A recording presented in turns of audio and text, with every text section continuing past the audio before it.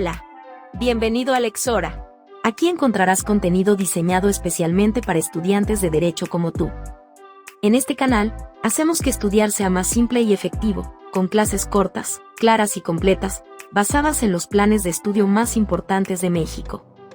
Suscríbete, dale like y acompáñanos en este viaje para dominar el derecho.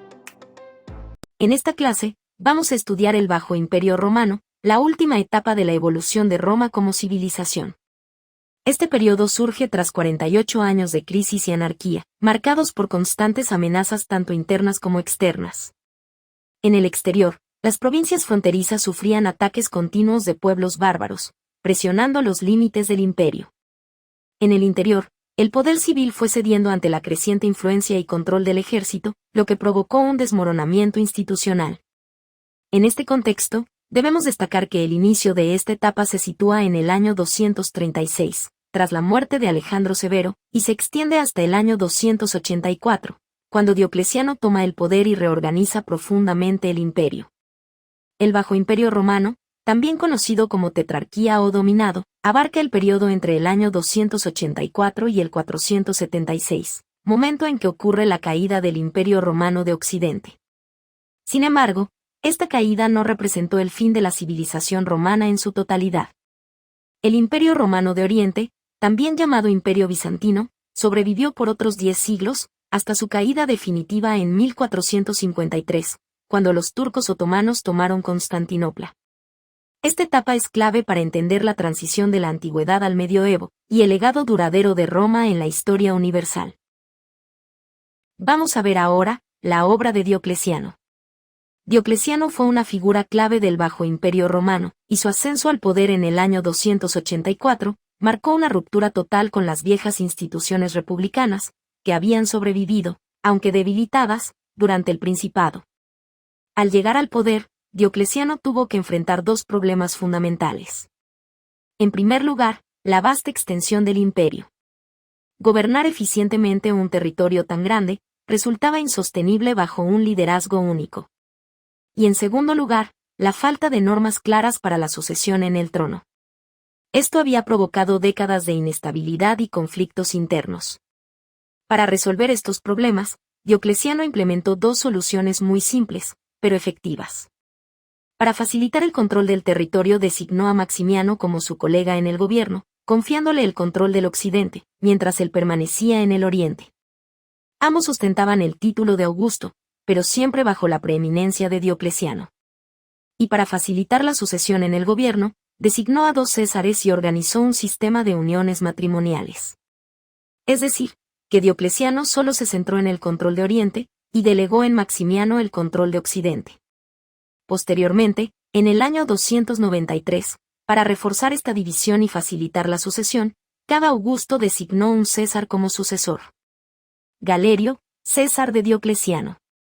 Constancio Cloro, césar de Maximiano. Esta reorganización no solo dividió los territorios del imperio, sino que también buscó consolidar el sistema mediante alianzas matrimoniales. Galerio se casó con Valeria, hija de Diocleciano, y Constancio Cloro con Teodosia, hija de Maximiano. Además, para fortalecer su gobierno, Diocleciano implementó una serie de reformas administrativas y militares. Entre las reformas administrativas más destacadas, debemos mencionar que aumentó significativamente el número de provincias, debilitando el poder de sus gobernantes. Abolió las antiguas magistraturas de origen republicano. Y retiró las facultades del Senado, eliminando cualquier influencia política significativa. En cuanto a las reformas militares, debemos destacar que cindió al ejército para reforzar la defensa en diferentes regiones, y disolvió la Guardia Pretoriana, un cuerpo militar que había acumulado un poder excesivo.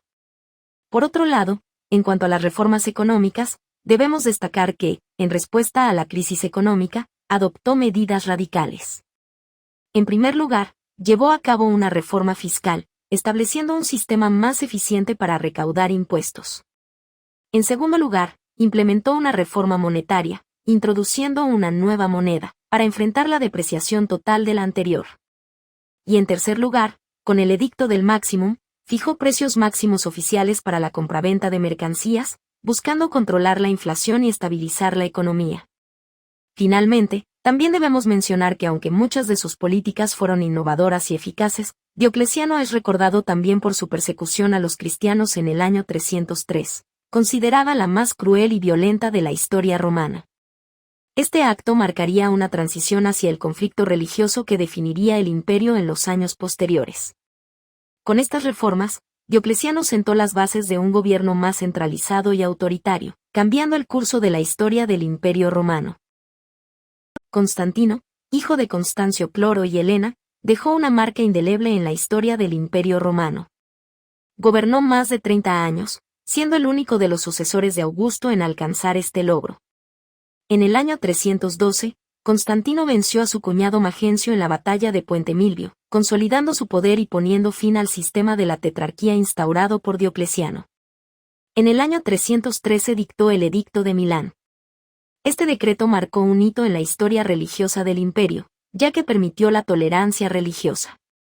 Con ello, el cristianismo pasó de ser perseguido a convertirse en una religión legal dentro del imperio. Además, Constantino trasladó la capital del imperio al oriente, fundando Constantinopla, en el lugar de la antigua Bizancio, en el año 330. Esta ciudad se convertiría en el centro del Imperio Romano de Oriente, que sobreviviría por siglos, después de la caída de Occidente. No obstante, como ya lo adelantamos, el 476 es un año clave en la historia universal, ya que marca la caída del Imperio Romano de Occidente. Durante el reinado de Rómulo Augustulo, el último emperador de Occidente, los pueblos bárbaros, entre ellos los cérulos, comenzaron a ocupar los territorios imperiales. Liderados por Odoacro, los cérulos depusieron a Rómulo Augustulo. Este evento simbolizó el fin del Imperio de Occidente. Odoacro no buscó restaurar el título de emperador, sino que se proclamó rey de Italia, marcando el inicio de un periodo conocido como la Edad Media. Vamos a ver ahora las fuentes del derecho en el Bajo Imperio Romano. En el Bajo Imperio Romano, las constituciones imperiales fueron la única fuente del derecho, tema que estudiamos en profundidad en la clase anterior. No obstante, debemos destacar que, a partir de la llegada al poder de Justiniano, se suma como fuente del derecho el Corpus Iuris Civilis, cuestión que estudiaremos en profundidad en la próxima clase. Vamos a ver ahora las clases sociales en el Bajo Imperio Romano. Durante el Bajo Imperio Romano, las transformaciones políticas y económicas afectaron profundamente la estructura social, generando una división rígida entre distintos grupos. En primer lugar, vamos a ubicar a los honestiores. Esta clase social representaba la clase alta de la sociedad. Incluían a los miembros de la familia imperial y a algunas personas privilegiadas designadas directamente por el emperador. Estas personas gozaban de privilegios fiscales y judiciales, ocupando los cargos de mayor relevancia en el imperio. En segundo lugar, encontramos a los humiliores. Esta clase social constituía la clase media-baja, y estaban representados principalmente por la plebe urbana. Entre ellos se encontraban comerciantes y artesanos, quienes carecían de privilegios fiscales y judiciales. Estas personas vivían en condiciones más precarias, y enfrentaban mayores obligaciones tributarias. Finalmente, encontramos a la plebe rural.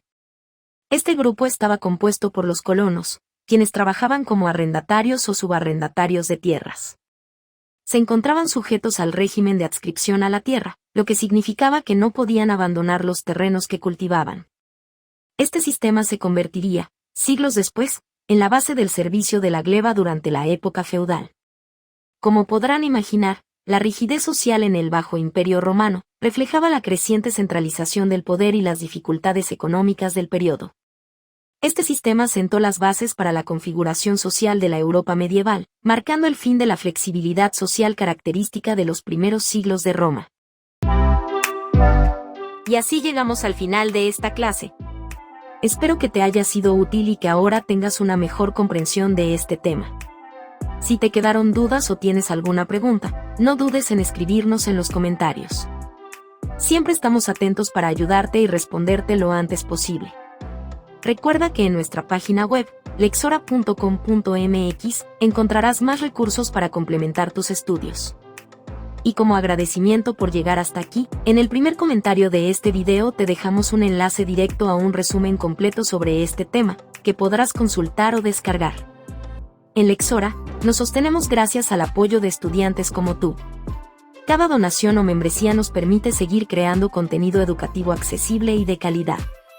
Si puedes y quieres apoyar nuestro proyecto, seremos infinitamente agradecidos. No olvides suscribirte al canal, darle like a este video y compartirlo con otros estudiantes de Derecho. Tu apoyo hace una gran diferencia.